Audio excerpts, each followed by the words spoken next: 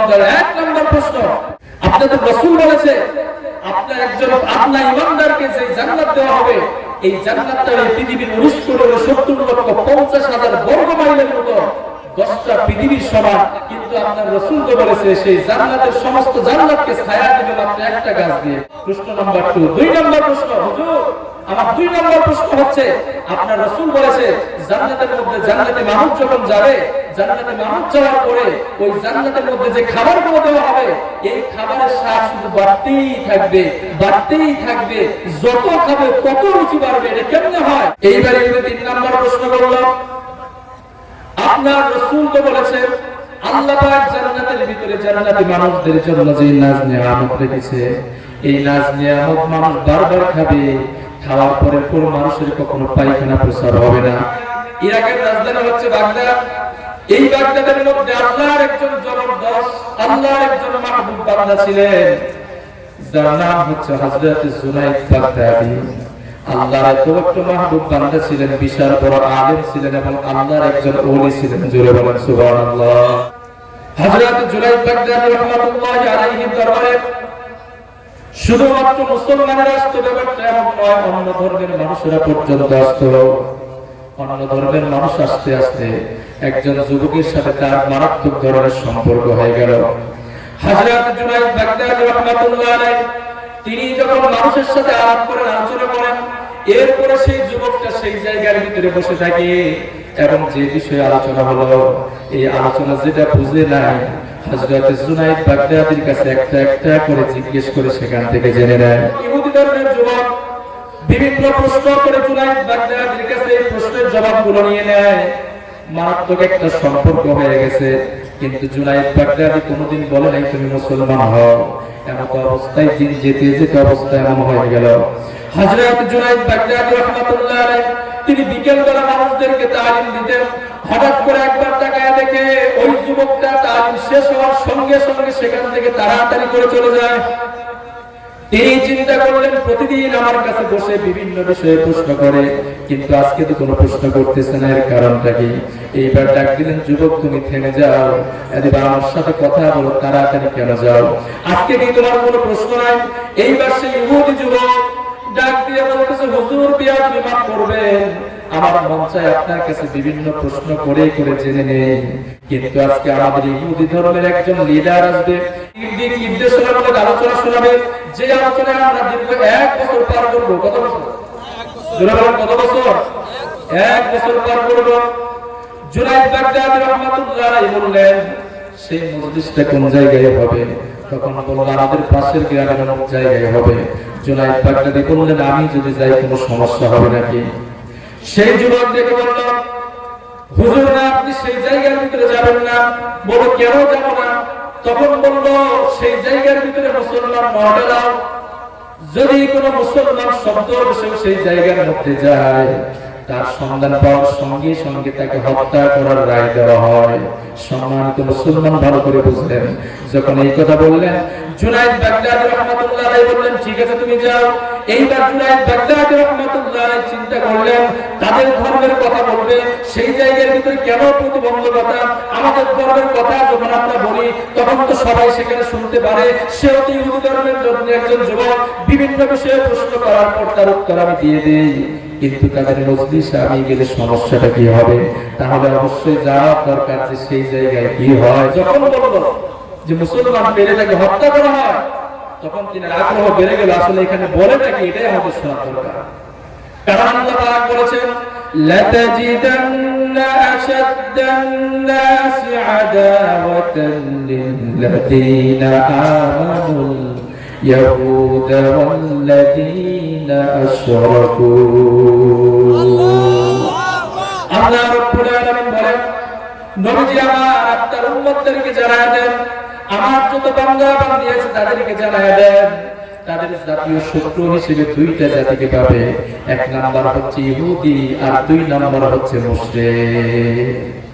জুনাইদ বাগদাদি রাহমাতুল্লাহি আলাইহি মনে করলেন এরা তো আমাদের জাতীয় শত্রু, আসলে আমাদের বিরুদ্ধে কি ষড়যন্ত্র করে এটা শোনার দরকার আছে না নাই? সন্ধ্যা যখন হয়ে গেল, সন্ধ্যা হওয়ার পরে জুনাইদ বাগদাদি রাহমাতুল্লাহি আলাইহি তার কাছে তাড়াতাড়ি করে কালো একটা চাদর নিলেন, কালো চাদর নিয়ে সারা শরীর ঢাকলেন, মুখটা ঢাকলেন, ঢাকার পরে তাদের গেট দিয়ে অন্যান্য ইহুদিদের সাথে সে প্রবেশ করলেন। তিনি যেতে যেতে ইহুদিদের সেই মজলিসে প্রবেশ করলেন। সম্মানিত মুসলমানেরা, জুনায়েদ বাগদাদী রাহমাতুল্লাহ আলাইহি যখন বসলেন, হাজার হাজার ইহুদি সেই জায়গার ভিতরে জমায়ে। এইবার তাদের ইহুদি লিডার সে মঞ্চের ভিতরে বসলেন, চেয়ারের মধ্যে বসলেন।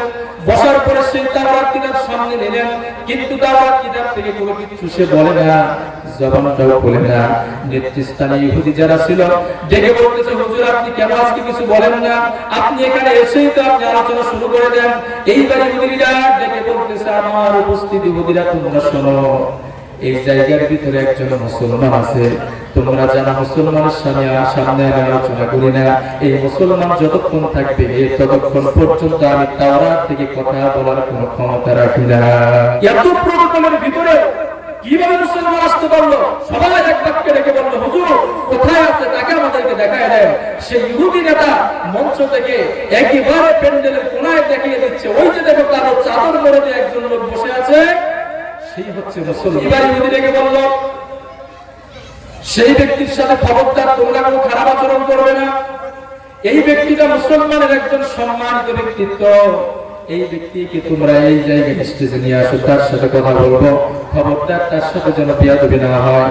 এইবার সেই ইহুদি যুবক, যেই যুবক জুনায়েদ বাগদাদীর দরবারে আসতো, এই যুবক গিয়ে বলতেছে, হুজুর সর্বনাশ করে ফেলেছে, আমি তো আপনাকে বলেছিলাম এই জায়গার ভিতরে আপনি আসবেন না। জুনায়েদ বাগদাদী রাহমাতুল্লাহ আলাইহি বললেন, আমি কি জন্য এসেছি এটা তুমি বুঝতে পারবে না। এইবার হাঁটি হাঁটি পা পা করে জুনায়েদ বাগদাদী সম্মানের সাথে সেই ইহুদিদের মঞ্চের মধ্যে উঠে গেলেন। জোরে বলেন সুবহানাল্লাহ। এইবার ইহুদি লিডার দেখে বলতেছে, হুজুর আপনি এই জায়গার মধ্যে কেন আসছেন? এই জায়গার ভিতরে মুসলমান আসলে তার একমাত্র শাস্তি হচ্ছে মৃত্যু। আপনি জানার পর এই জায়গায় কেন আসলেন? জুনায়েদ বাগদাদী রাহমাতুল্লাহ আলাইহি বললেন, এতদিন থেকে তোমরা সেই সেমিনারটা করো, এই সমাবেশটা করো, কিন্তু কোনো মুসলমানকে আসতে দাও না। আমরা যখন কথা বলি তোমাদের ধর্মের মানুষ হতে যায়, আমরা তো নিষেধ করি না, কিন্তু তোমাদের ধর্মের এই অনুষ্ঠানের ভিতরে মুসলমান আসলে সমস্যাটা কি এটা জানার জন্য আমি এসেছি। এইবার সেই ইহুদি লিডার দেখে বলতেছে, আলোচনা এই জায়গায় করবে। দেখে বলতেছে, হুজুর আপনি এখান থেকে চলে যান, আপনি মুসলমানের একজন সম্মানিত ব্যক্তি, আপনাকে আমিও শ্রদ্ধা করি, আমিও ভালোবাসি, আপনি এখান থেকে চলে যান, আমাদের 1 বছর থেকে সাধারণ পরিশ্রম করা এই মঞ্চে আমাদের আলোচনা করতে দেন। জুনায়েদ বাগদাদী রাহমাতুল্লাহ আলাইহি বললেন, ঠিক আছে আমি চলে যাব, তবে আমাকে একটা কথার জবাব দাও। কয়টা? কয়টা? একটা কথার জবাব দাও। ও ইহুদি লিডার, তুমি যেহেতু বললাম মুসলমানদের একজন সম্মানিত ব্যক্তি, আমাকে তুমি এত সম্মান দিলেন, আমাকে হত্যা করে ফেলতো, হত্যা করতো, কিন্তু সেখান থেকে রেসপেক্ট দিয়ে মঞ্চে কেন আনলে? আর মুসলমান সম্পর্কে যদি এত কিছুই জানো, এখন পর্যন্ত তুমি কেন মুসলমান হও না? এইবার ইহুদি লিডার মারাত্মক বিপদে পড়ে গেল। ইহুদি লিডার থেকে বলতেছে, হুজুর তুমি মাফ করবেন, আমার মনের ভিতরে 3টা প্রশ্ন বহুদিন থেকে, এই 3টা প্রশ্ন আপনাদের বিশেষজ্ঞ ব্যক্তিদের কাছে গিয়ে আমি কোনো জবাব পাই নাই, যার কারণে আমি মুসলমান হই নাই। এই 3টা প্রশ্নের জবাব যদি কেউ দিতে পারে তাহলে আর মুসলমান হব, নচেত মুসলমান হওয়া সম্ভব নয়। জুনায়েদ বাগদাদী রাহমাতুল্লাহ আলাইহি বললেন, ঠিক আছে তোমার সেই 3টা প্রশ্ন আমাকে বলো, এই 3টা প্রশ্ন যদি আমি জবাব দিতে পারি কতজন মুসলমান হবে? এইবার সেই ইহুদি লিডার দেখে বলল, হুজুর এই 3টা প্রশ্নের জবাব যদি আপনি দিতে পারেন, একটা শর্ত আছে, তবে আপনি কোরআন হাদিস থেকে কোনোদিন দলিল দিতে পারবেন না। এই 3টা প্রশ্নের জবাব দিতে হবে আমাকে থিওরিক্যালি কোনো উদাহরণ দিয়ে, কোরআন হাদিসের কোনো দলিল দিয়ে আপনি কোনো উদাহরণ দিতে পারবেন না। এইবার সেই ইহুদি যখন 3টা প্রশ্নের কথা বলল, কোরআন হাদিসের দলিল চলবে না, জুনায়েদ বাগদাদী রাহমাতুল্লাহ আলাইহি বললেন, ওয়া তাওয়াক্কাল আলাল্লাহি ফাহুয়া হাসবুহ, যদি কোনো মানুষ আল্লাহর উপর ভরসা করে আল্লাহ পাক তার জন্য যথেষ্ট হয়ে যায়। তার 1 নম্বর প্রশ্ন, আপনাদের রাসূল বলেছে আপনার ইমানদারকে যে জান্নাত দেওয়া হবে, এই জান্নাতটা এই পৃথিবীর 19,70,50,000 বর্গ মাইলের মতো, 10টা পৃথিবীর সমান। একজন মাত্র আপনার ইমানদার সামান্য ইমান নিয়ে যে জান্নাতে যাবে, তাকে আল্লাহ পাক 10টা পৃথিবীর সমান জান্নাত দিবে। একজন আপনার ইমানদারকে 10টা পৃথিবীর সমান জান্নাত দিবে। এত বড় জান্নাত, এত বেশি প্রশস্ততা, কিন্তু কিন্তু আপনার রাসূল তো বলেছে সেই জান্নাতের সমস্ত জান্নাতকে ছায়া দিবে মাত্র একটা গাছ দিয়ে। কয়টা গাছ? জোরে বলেন কয়টা গাছ? হুজুর আমার যুক্তিতে ধরে না। এই পৃথিবীর ভিতরে এত গাছ থাকার পরেও মানুষ ছায়া পায় না, কিন্তু এত বড় জান্নাতটা, সেই জান্নাতের মধ্যে কিভাবে আল্লাহ পাক একটা গাছ দিয়ে সমস্ত মানুষকে ছায়া দিবে, এই জবাব আপনি কোরআন হাদিস থেকে দিতে পারবেন না। যদি আপনি উদাহরণ দিয়ে বোঝাতে পারেন, যুক্তি যদি যুক্তিযুক্ত হয়, তাহলে মুসলমান হবে না, সম্ভব নয়। বলেন তো প্রশ্নটা কঠিন না সহজ? আর কি জোরে বলেন কঠিন না সহজ? প্রশ্ন নাম্বার 2। 2 নাম্বার প্রশ্ন, হুজুর আমার 2 নাম্বার প্রশ্ন হচ্ছে, আপনার রাসূল বলেছে জান্নাতের মধ্যে জান্নাতে মানুষ যখন যাবে, জান্নাতে মানুষ যাওয়ার পরে ওই জান্নাতের মধ্যে যে খাবারগুলো দেওয়া হবে, এই খাবারের স্বাদ শুধু বাড়তেই থাকবে, বাড়তেই থাকবে। যত খাবে তত রুচি বাড়বে। এটা কেমনে হয়? দুনিয়ার ভিতরে আমরা যতই ভালো মন্দ খাই, এই ভালো মন্দ খাওয়ার পরে একবার দুইবার তিনবার আর রুচি হয় না। আরো যত ভালো হয়, একবার দুইবার তিনবার এর চেয়ে আর রুচি হয় না। কিন্তু সেই জান্নাতের ভিতরে একই খাবার বারবার খাবে আর নতুন নতুন রুচি হবে। এটা কেমনে সম্ভব? আপনার রাসূল তো বলেছে। এটা আমার যুক্তিতে ধরে না, কোরআন হাদিসের যুক্তি চলবে না। যদি পারে যুক্তি দিয়ে বুঝান, তারপরে মুসলমান হবে। সম্মানিত মুসলমানেরা, এইবারে 3 নাম্বার প্রশ্ন করল, আপনার রাসূল তো বলেছেন আল্লাহ পাক জান্নাতের ভিতরে জান্নাতি মানুষদের জন্য যে নাজ নিয়ামত রেখেছে, এই নাজ নিয়ামত মানুষ বারবার খাবে। খাওয়ার পরে কোন মানুষের কখনো পায়খানা প্রস্রাব হবে না।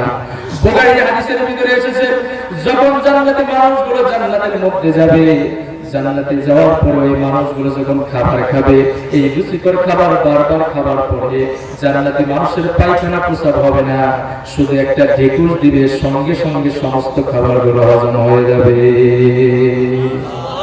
ইহুদির প্রশ্ন হলো, যে জান্নাতের জীবন কোনোদিন শেষ হবে না, যে জান্নাতের জীবনে কোনোদিন সমাপ্তি হবে না, বারবার জান্নাতি মানুষগুলো খাবার খাবে কিন্তু পায়খানা প্রস্রাব হবে না, এটা কেমনে সম্ভব? তাহলে যুক্তি দিয়ে বোঝান, কিন্তু কোরআন হাদিসের যুক্তি চলবে না। হযরত জুনায়েদ বাগদাদী রাহমাতুল্লাহ আলাইহি বললেন, টেনশনের কারণ নাই, চিন্তার কোনো কারণ নাই, জবাব আমি দিয়ে দেব। জোরে বলেন আল্লাহু আকবার।